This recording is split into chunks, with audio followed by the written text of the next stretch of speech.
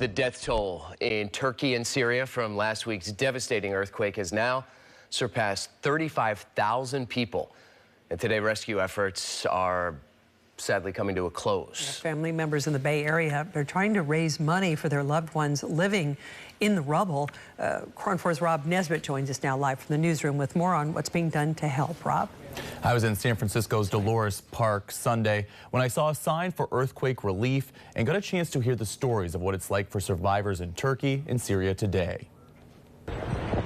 This group is circled up on a Sunday, not to enjoy the sun of a weekend day, but rather to raise awareness and funds for the people of Turkey and Syria, shaken by a 7.8 earthquake and its aftershocks last week.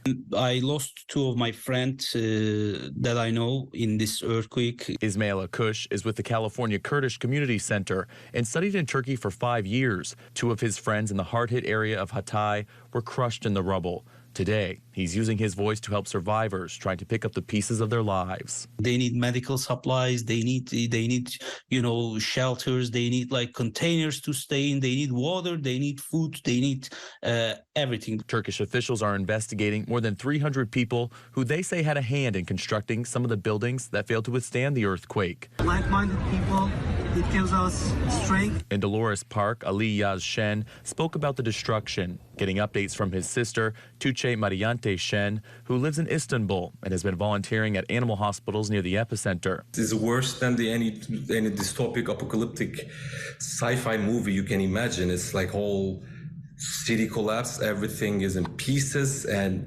especially at night, there's still no power out there. In Turkey, the quake's financial damage is estimated to be around $84 billion.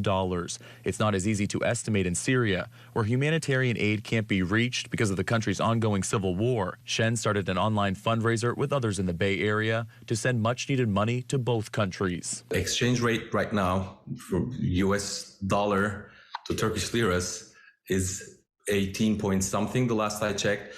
So even if it's just $5, it's a cream cheese bagel here. That means a lot in Turkey. Turkish authorities said today that more than 150,000 survivors who had been displaced have been moved to shelters outside of the affected provinces. Reporting live in the newsroom, I'm Rob Nesbitt, KRON 4 News.